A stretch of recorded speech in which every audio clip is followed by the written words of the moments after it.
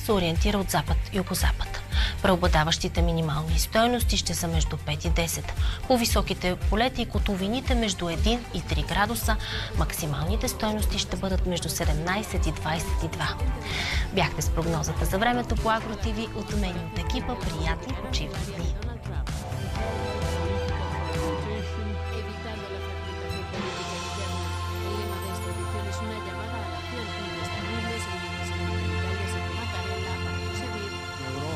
Competitiva. Имах Азен България. 20 години е притеснено разработване на нови технологии и усъвършенстване на продуктите за решаване на проблемите на школата. Elżbieta Herezińska to autorka książek historycznych.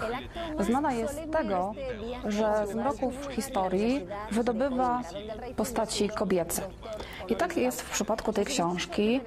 Główną bohaterką książki jest tytułowa Sydonia von Borg.